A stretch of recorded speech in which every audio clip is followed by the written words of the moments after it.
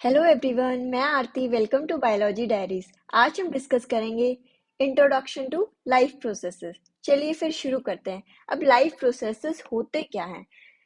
Life के अंदर होने वाले प्रोसेसेस यानी कि जो भी बेसिक फंक्शंस परफॉर्म करे जाते हैं एक लिविंग ऑर्गेनिज्म के द्वारा to maintain their life on earth.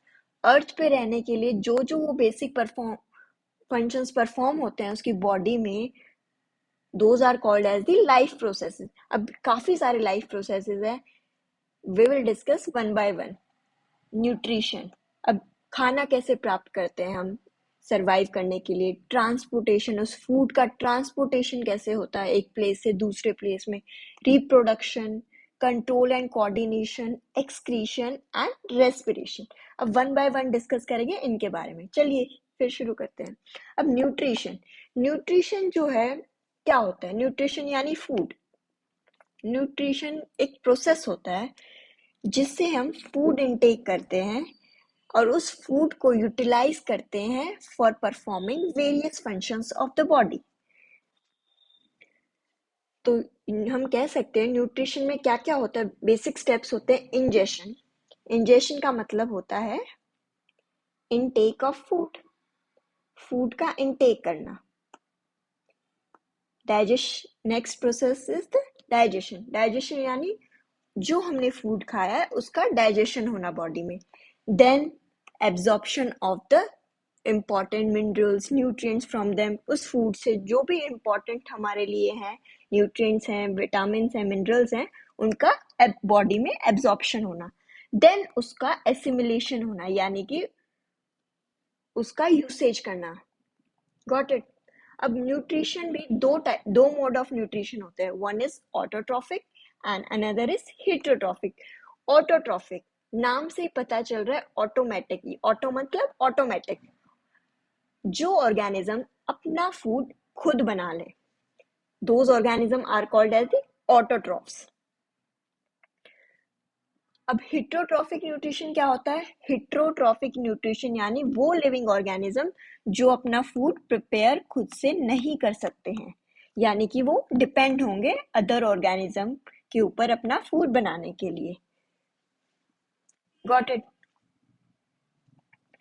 Now next process is the respiration. Respiration यानी कि ऑक्सीजन का इनटेक होना बॉडी में, फिर उस ऑक्सीजन को यूटिलाइज करना and to release some energy by the breakdown of food. Food को ब्रेक डाउन करके जो एनर्जी मिल रही है उसको यूज करना and then eliminating the waste products out of the body. यानी कि हम कह सकते हैं रेस्पिरेशन क्या होता है? ऑक्सीजन का इनटेक करना plus the oxidative breakdown of food. अब रेस्पिरेशन भी जो है दो टाइप से होता है। One is aerobic respiration and another is anaerobic respiration.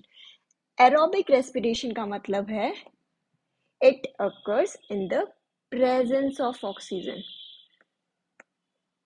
जो रेस्पिरेशन प्रोसेस जो है ऑक्सीजन की प्रेजेंस में होता है।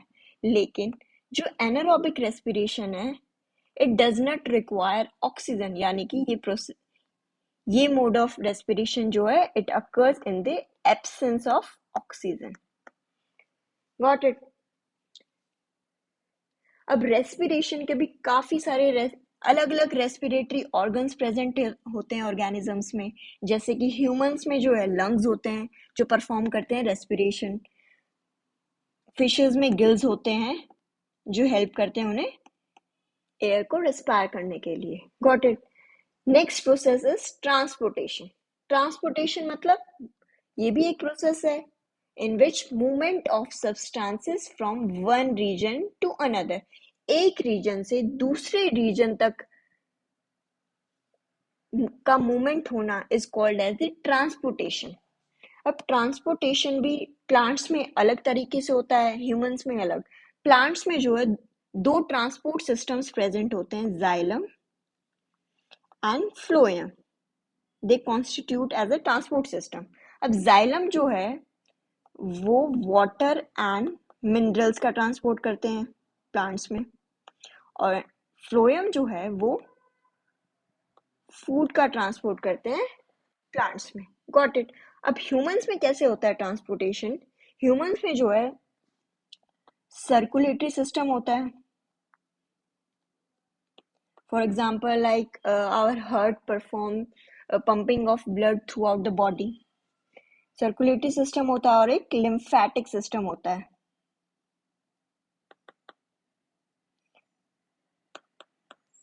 जो कॉन्स्टिट्यूट करता है हमारा transport system.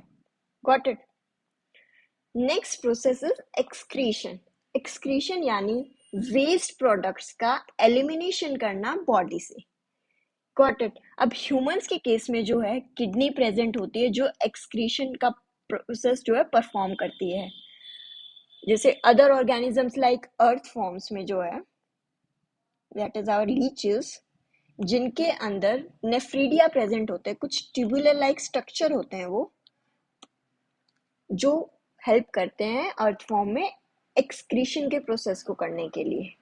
Got it. Now the next process is growth. Growth जो है एक इरिवर्सिबल प्रोसेस है, यानी कि एक बार जो चीज एक चीज में कन्वर्ट होगी वो फर्दर जो है रिवर्ट बैक नहीं हो, फर्दर उसी शेप में नहीं आएगी। ये एक इरिवर्सिबल प्रोसेस है, यानी कि इंक्रीज इन द साइज, जिसमें ऑर्गेनिज्म का साइज जो है वो बढ़ जाता है। For example you can see in this diagram, growth जो है वो इरिवर्सिबल प्रोसेस होता है, जिसमें जो है बॉडी का साइज जो है वो इंक्रीज होता जाता है with age. Got it. Now will next process is the control and coordination. Control and coordination का मतलब है जब हमारी बॉडी किसी भी एक्सटर्नल स्टिमुलाई की से एक्सपोज होती है, जो हमारा रिस्पॉन्स होता है उस एक्सटर्नल स्टिमुलाई के लिए, वो आता है कंट्रोल एंड कोऑर्डिनेशन में, यानी कि the ability of the living organism to respond to the changes in the environment. कोई भी एनवायरमेंट में चेंज होने के कारण जो हमारे बॉडी की एबिलिटी है उसको रिस्पॉन्ड करने की, that is the control and coordination. यानी कि working together of the various organisms of the body, अलग अलग ऑर्गन्स की, यानी कि अलग अलग ऑर्गन्स का एक साथ काम करना सिस्टमैटिक वे में to produce a appropriate response to that particular stimulus.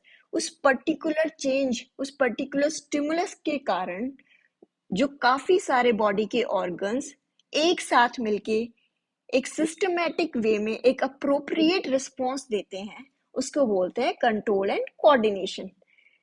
Humans के केस में कंट्रोल एंड कोऑर्डिनेशन में दो सिस्टम आते हैं हमारे। Nervous system, in which nerve cells, or we can say the neurons, are the functional unit. Got it? And another is the endocrine system, in which hormones are present, which control the functions of our body. Got it? Now next is the reproduction. Reproduction यानी दोबारा से production करना, production of the offspring, offspring का production करना by the living organism to continue their life. इस earth पे अपनी life को कंटिन्यू करने के लिए जो हम ऑफस्प्रिंग प्रोड्यूस करते हैं, it is all by the process of the reproduction.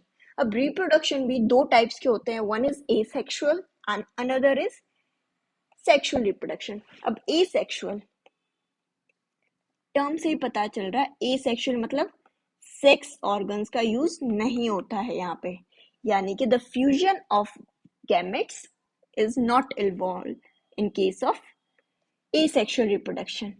लेकिन जो सेक्सुअल रिप्रोडक्शन है उसमें हमारे सेक्स सेल्स का इन्वॉल्वमेंट होता है, यानी कि द गैमेट्स, यानी कि there is a fusion of gametes